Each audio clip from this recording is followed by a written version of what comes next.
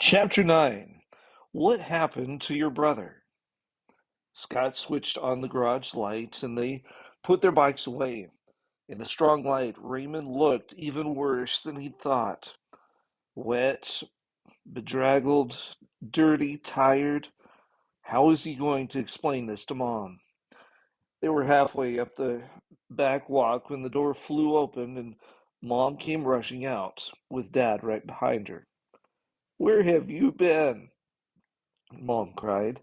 "You should have been home hours ago." "Your mother has been worried sick." Dad looked sort of worried himself. Scott opened his mouth to tell them, but about that time, Mom got a look at Raymond and let out a shriek. "Raymond, what happened to you? Are you all right?" "Scott, what happened to your brother?" He'd been trying to figure out the answer to that one all the way home.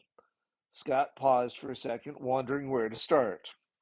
"I'm fine, Mom." Raymond eased himself out of her grasp. "We got caught in the rain, and on the way home we took the wrong road." Raymond kept moving toward the house as he talked. "Are we too late for dinner? I'm starved." Mom gave Dad a helpless look and hurried after Raymond. He stopped on the porch to take off his muddy shoes. "Honestly, Raymond, I've never seen you so dirty." Mom sounded a little calmer. "Your clothes are a mess. You better take off this pack, too." She moved around behind him, and Raymond straightened up. That's when Dad spotted Raymond's black eye. "Let's have a look at that, sport." Dad bent down with his hands on his knees, and Raymond took off his glasses and turned his head. Dad gave a long, low whistle. "That's a real beaut." Raymond grinned. "Scott called it a shiner." Dad chuckled. "No matter what you call it, that's some black eye." "Black eye?" Mom dropped Raymond's pack and spun him around. "Oh my goodness." She took Raymond's chin in her hand and turned his face toward the light. "It is black, and your eye is swollen shut. How did this happen? Have you been in a fight?" "Scott, how could you let your friends beat up your little brother?" Scott was tired and dirty and hungry too, but nobody seemed to notice. Now he was being blamed for Raymond's black eye. It was too much. "Mom, my friends don't beat up little kids, and if you want to know what happened, ask Raymond." Scott kicked off his shoes and stalked into the house. "Scott, wait." Mom rushed after him and caught him by the arm. "I'm sorry. I know your friends wouldn't do anything to hurt Raymond. It's just that you're so late and we've been so worried. I've been imagining all sorts of things." "I'm sorry too, Mom." Scott looked down at his soggy socks. "I didn't mean to yell at you." Mom put her fingers under his chin and gently lifted his head. "Good heavens, Scott. You look almost as bad as Raymond. But what happened? Where have you been, and why are you so late?" Scott sighed. "It's a long story, Mom, and one that can wait until these boys get cleaned up and have something to eat," Dad said, as he hustled them both upstairs. When they came down again, Mom had dinner on the table. Scott could tell she was bursting with questions, but Dad kept giving her that "we'll talk about it later" look.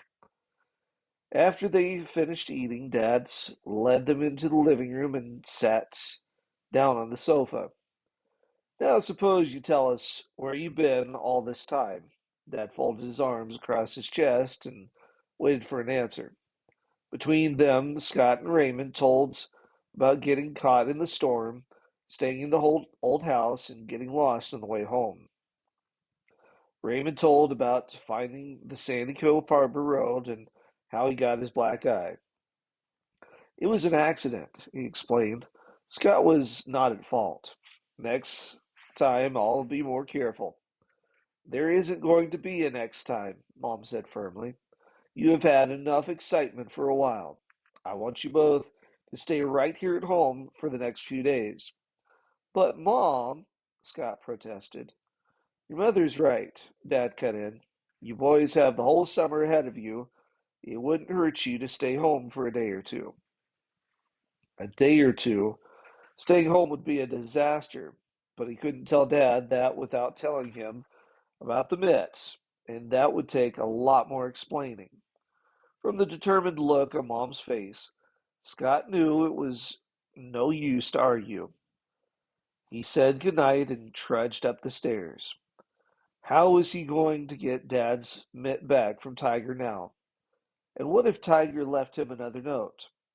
Scott, Raymond whispered, stopping at Scott's door.